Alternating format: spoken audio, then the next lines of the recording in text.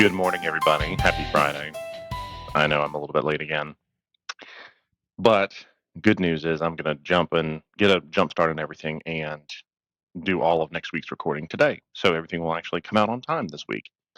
But this coming week, I really want to have all of the episodes focus on communication because I think communication is something that we struggle with in EMS as a whole. And I want to make it a productive conversation, not a finger pointing, boo-hoo, fuck you kind of thing. I think, but I kind of want to get a jump start on that today. And what I want to talk about is taking things personally. There's a wonderful book by Don Miguel Ruiz. It's called The Four Agreements. And yeah, there's a lot of metaphysical stuff to kind of work through in the very beginning. It's a little different to say the least, but there's a lot of very practical stuff in there. It's a very short read. And yeah, arguably it's geared towards relationships, but there's so much content in there that actually is very relevant to our day-to-day lives and how we foster relationships with people in general. And if you haven't noticed, EMS is very much about relationships because our personalities are an integral part of this job. You can't just, it's not like this is like a assembly line or something like that where you're just interacting with a machine and checking off boxes and doing things. No, like who you are as a person, how you relate to people, how you relate to your partners, to patients, to other responders, whoever, is kind of an integral part of the job. So we need to have the conversation about communication. So kind of the first topic I want to dig into today is not taking shit personally. And this is something that in the Four Agreements, Don Miguel Ruiz really unpacks is it's not always about us. And it's incredibly important for us to assume that when someone is behaving in a way that we don't like, or they say something, offensive or untoward or whatever, it's very easy for us to internalize that and make it about us and focus on us rather than what led that person to talk that way. Now, that doesn't mean that you don't have accountability for words and actions. 100%. How you talk to people is important. But that should be handled from a relatively dispassionate place, or at the very least a principled place, not, oh, you offended me. Okay, nobody cares. Nobody cares that you were offended. And taking things personally betrays a good bit of weakness because it's almost as if your self-worth, your value is dependent on how other people talk to you. And we kind of just assume that the way someone talks to us is solely about us, and it's really not. And there's so many times where I have wanted to react to something, but I didn't. And because I didn't, we were able to uncover, hey, here's what's really going on. And the person clarifies and says, oh, I'm sorry. I have a lot of shit going on, or that wasn't about you, or just an outright apology. But getting our egos involved and taking everything personally, all it does is it adds weight to ourselves.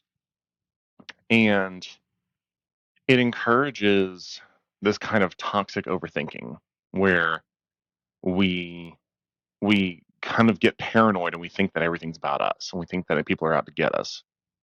Or we take other people's behavior as a personal affront when it wasn't ever intended that way. Like something I've seen a lot, again, over the years, lots of examples, not just any one pinpoint thing. I've seen a lot of situations where people's people calling out of work, let's say, or out of class. That's another one. People don't show up for class. They don't show up for work. They don't pull through when you needed them to or wanted them to. It's very easy to be like, how can they do that to me? Like, why would they do this to me? This is not fair. Like, I'm a good person. Why would they do this to me? I am pretty confident that that person made the decision without thinking about you or your character. and was probably rooted in something that they had going on or that is an issue with them and has nothing to do with you. Now, again, I fall back on, if you notice there's a pattern, let's say that your shift gets 50% of the call outs of the entire organization, maybe you do need to look at it and say, hey, am I potentially the problem? But regardless, taking it personally, taking it as a personal affront because someone didn't show up, someone didn't, pull through, whatever, is a quick way to make a lot of friction that doesn't need to be there. Okay, someone didn't show up. Cool. There's attendance policies. Enforce the attendance policies consistently. Don't pick and choose when you're going to enforce them. Taking things personally never gets you anywhere. It never does anything but add more tension in your own mind and creates friction with people that you don't need. And I don't know about you, but I got enough on my plate. I don't need to make more enemies. I don't need to make more problems that I already have, that I already have to deal with. I want to do my best to minimize the number of new, enemies that I make, if at all possible, if reasonably possible. So by not taking every single thing personally, you save yourself so much trouble and stress, and you can disconnect in a healthy way from the job, from toxic situations, whatever. You learn to evaluate people's behavior in a different way.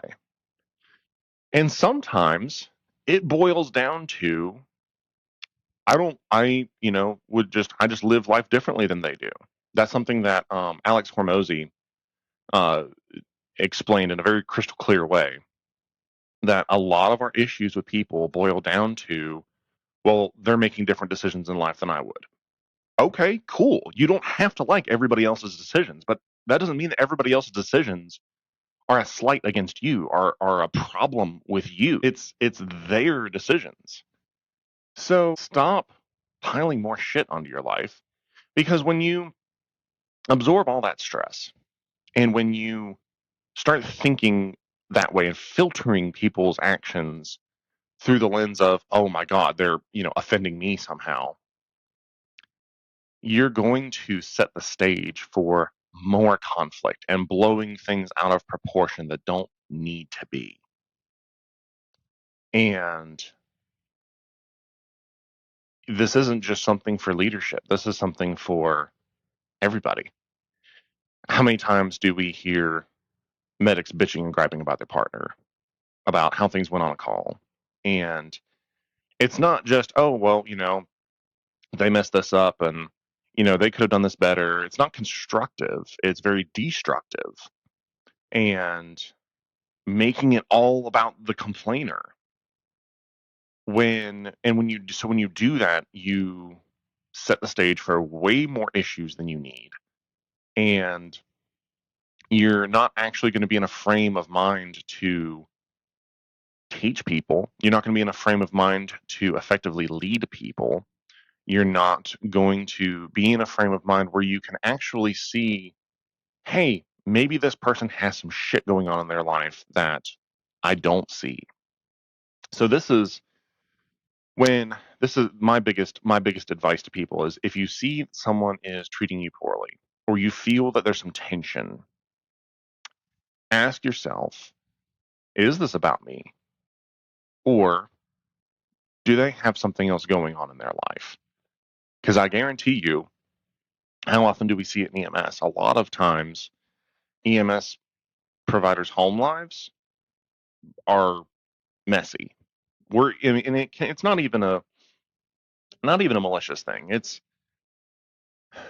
because of our schedules. It's a breeding ground for dysfunction. It's a breeding ground for misunderstanding, especially if we have unhealthy coping mechanisms. It's very easy for frustrations from work to bleed over into home and fester at home and then bring that back to work.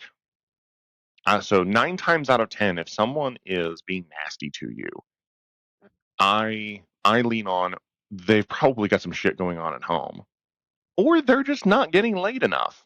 I don't mean that in a sexist way, because this cuts to both genders.